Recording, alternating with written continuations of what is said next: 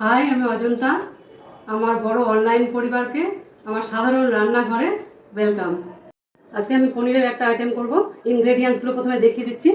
পনির টুকরো করে কাটা, কাঁচা লঙ্কা, টমেটো, কাজু, কিশমিশ, পেঁয়াজ, রসুন, এর সামান্য একটু আদা, আর নারকেল কুড়ে রাখা, আর লাস্টে দেওয়ার জন্য ধনেপাতা। এই সমস্ত ইনগ্রেডিয়েন্টসগুলোকে প্রথমে আমি একটা আলাদা কড়াইয়ে ভেজে নিয়েছি। নিয়ে ধনেপাতাটা বাদে এই ইনগ্রেডিয়েন্টসগুলোকে দিয়ে ভেজে নিয়ে আমি এই পেস্টটা তৈরি করেছি।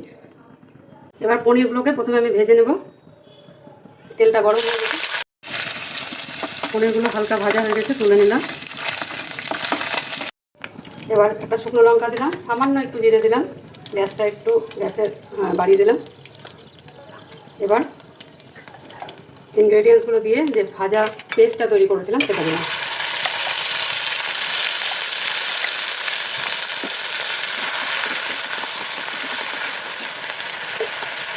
এটা যেহেতু ভাজা সেই জন্য খুব বেশি ভাজবো না, সামান্য একটু জল দিলাম।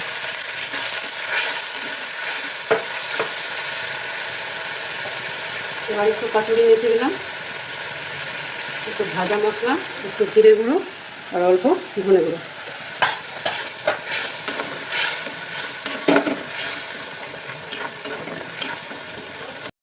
যে যেমন লবণ খায় সে যেমন লবণ, অল্প একটু করে দিলাম। যেহেতু সেজন্য একটু চিনি দিলাম। তাছাড়া আমি রান্নায় একটু চিনি দিই, মিষ্টি মিষ্টি পছন্দ করি যেহেতু। একটু কালারের জন্য সামান্য একটু লঙ্কা গুঁড়ো, কাশ্মীরি লঙ্কা গুঁড়ো। আর এবার ধনে পাতাটা দিয়ে দিলাম অল্প। গ্যাসের ফ্লেমটা বড় করে দিলাম। মশলাটা কষে এসেছে, এবার আমি জল দিয়ে দিলাম।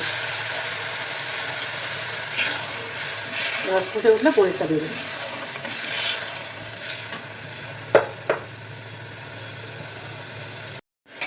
এই মশলাটায় তোমরা পেঁয়াজ রসুন স্কিপও করে যেতে পারো। একদম নিরামিষ পেঁয়াজ রসুনটা যদি স্কিপ করে যাও, একদম নিরামিষভাবে মশলাটা তৈরি করে নিও, নিরামিষ হয়ে যাবে। আর মশলাটা যখন ভাজবে তারপরে একটু ঠান্ডা করে মিক্সিতে গ্রাইন্ড করো, তাহলে কী হবে যে কোনো সময় মিক্সি বাস্ট করা বা কিছু করার সম্ভাবনা থাকবে না। এবার ফুটে গেছে, দেখো সামান্য একটু গরম মশলা ছড়িয়ে দিলাম,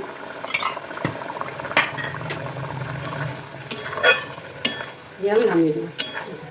হয়ে এসেছে। একটু গ্রেভি রাখছি, কারণ ভাতের সাথে খাই বা রুটির সাথে খাই, একটু গ্রেভি গ্রেভি ভালো লাগবে। আর তোমরা ইচ্ছা করলে বাটারও দিতে পারো। এবার আমি এই একই মশলা দিয়ে, সেম ইনগ্রেডিয়েন্টসে যে মশলাটা তৈরি করেছিলাম, একই মশলা দিয়ে আমি একটু চিংড়ি করে নেব। চিংড়িটা প্রথমে ভেজে নিই।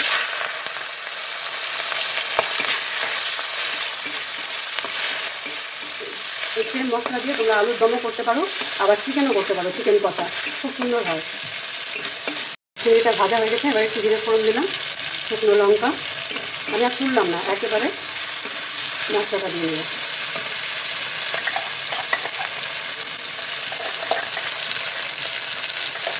যেহেতু চিংড়ি অল্প, মশলাও কম দিলাম।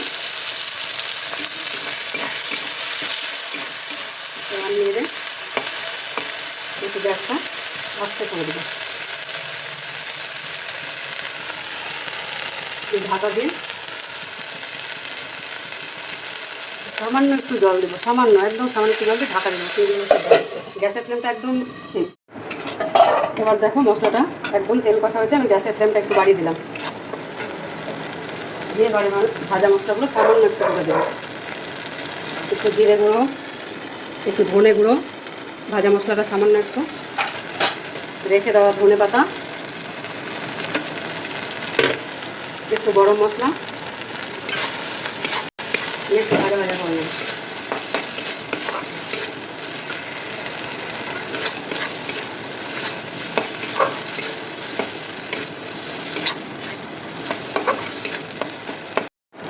দেখো তেল কষে ভাজা হয়ে গেছে, আমি যতটা জল খাবো ততটা দেবো। আমি একদম সামান্য একটু জল দিলাম, দিয়ে ফুটে গেলেই নামিয়ে নেব। একটু ফুটে যাক। হয়ে গেছে, এটা একদম নামিয়ে নেব। প্রথমে পনিরটা টেস্ট করব, গরম আছে, সামান্য একটু আগে টেস্ট করে দেখি।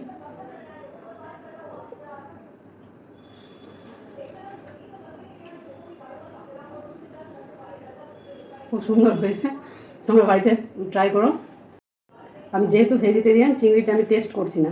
তোমরা বাড়িতে সেম প্রসেসে করবে, দারুণ হয় খেতে। ভাতের সাথে, নানের সাথে, রুটির সাথে, পরোটার সাথে, যার সাথে ইচ্ছা খাবে, খুবই সুন্দর হয়। এই দুটো আইটেম তোমরা বাড়িতে ট্রাই করো। নমস্কার।